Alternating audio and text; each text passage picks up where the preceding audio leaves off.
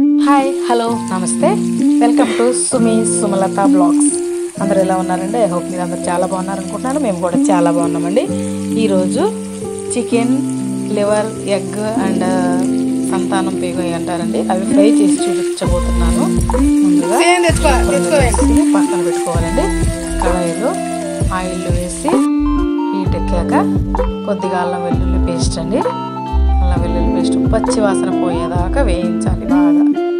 అవి బాగా ఎర్రగా వేయించేసాక మనం చూపిస్తానండి ప్రాసెస్. ప్లీజ్ నా ఛానల్ ఫస్ట్ టైం చూస్తున్నట్టయితే please like, share and subscribe to my channel. Thank you one and all. ఇవి ఫారం ఎగ్ అండి, ఫారం కోడిలో ఉండే పార్ట్స్ అన్నమాట. ఇది తెలుగులో గుడ్లు, సంతానం పేగు అంటారండి. గుడ్డుకుండే పేగు, లివరు, ఇవన్నీ వేసి ఫ్రై చూపిస్తున్నాను. మీరందరూ చాలామంది తిన్నారా లేదా అన్నది మాకు తెలియదు, కానీ మేమైతే తిన్నామండి, చాలాసార్లు తిన్నాం. చాలా బాగుంటుంది కూడా టేస్ట్. అల్లం వెల్లుల్లి పేస్ట్ పచ్చి వాసన పోయినాక ఈ పార్ట్స్ అన్నీ వేసి మనం బాగా వేయించాలండి. ఇది ఆయిల్లోనే వేగుతుంది కాబట్టి కొంచెం ఆయిల్ పడుతుంది బాగానే. ఆయిల్ ఇవన్నీ వేసేసాక కొంచెం కరివేపాకు వేసి బాగా కిందకి పైకి మనం టోస్ట్ చేసుకోవడమే. బాగా కలుపుకొని ఎగ్స్ ఉంటాయి కదా, స్లోగా కలపాలండి. మరి ఎక్కువగా కలిపితే ఆ ఎగ్ పగిలిపోతుంది. అది పగిలిపోతే బాగోదండి, నీసు వాసన వస్తుంది. ఎగ్ లాగానే ఉంటే ఎగ్ ఉడుకుతుంది, బాయిల్ అవుతుంది కాబట్టి బాగుంటుంది టేస్ట్. అది బాగా వేగిపోవాలండి ఆయిల్లో. అది వేగాక మనము కొంచెం పసుపు, కొంచెం సాల్ట్ వేసుకుందాము. ఇది మరి మీరు అందరూ తిన్నారా లేదో కామెంట్ చేయండి ఒకసారి. మేమైతే చాలాసార్లు తిన్నాము. ఈరోజు కూడా ఇంకా అది తెచ్చారని మా అన్నగారు తెచ్చారు, మా అన్నయ్య ఇంకా తెచ్చారు కదా అని సపరేట్గా చేసి మీకు చూపిద్దారని చేసి నేను చూపిస్తున్నానండి. లైట్గా పసుపు, లైట్గా ఉప్పు అండి, సాల్ట్ వేసి వేగనివ్వాలి, బాగా వేగనివ్వాలి. సిమ్లో వేగితే బాగా వేగుతుంది. టేస్ట్ కూడా చాలా బాగుంటుందండి ఫ్రై. ఇది పిల్లలు కూడా బాగా ఇష్టంగానే తింటారు. చాలా అంటే చాలా బాగుంటుంది.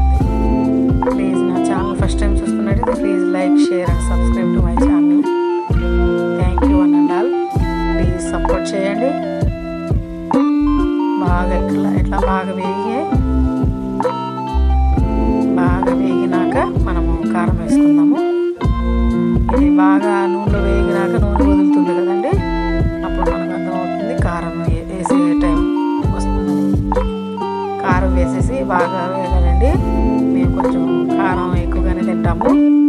అది 1 టేబుల్ స్పూన్ కారం వేసానండి. ఆ కారంలోనే అన్నీ ఉంటాయండి, ధనియాల పొడి అన్నీ ఉంటాయి, చాలాసార్లు చెప్పాను కూడా.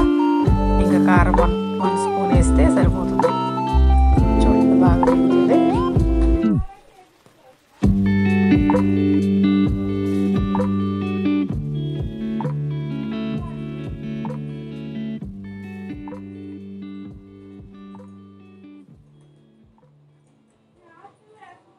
చూడండి బాగా వేగింది, బాగా రోస్ట్ అయిపోతుందండి. ఇంకా మన ఈ టైంలో కొంచెం గరం మసాలా అండి, ఒక 1/2 స్పూను వేసుకుంటే సరిపోతుంది. కొంచెమే కాబట్టి కొంచెం కొత్తిమీర వేసుకొని మనం ఇంకా ఆఫ్ చేయడమే స్టవ్. ఇది బాగా గరం మసాలా వేసినాక బాగా వేగాల్సిన పని అవసరం లేదండి, బాగా వేగిపోయింది. చూడండి ఇంకా స్టవ్ ఆఫ్ చేసుకుని మనం సర్వ్ చేయడమే. ప్లీజ్ నా ఛానల్ ఫస్ట్ టైం చూస్తున్నట్టయితే లైక్ చేయండి, షేర్ చేయండి, సబ్స్క్రైబ్ చేయండి. Thank you one and all. Thank you so much. Enjoy. Thank you for your watching. Bye.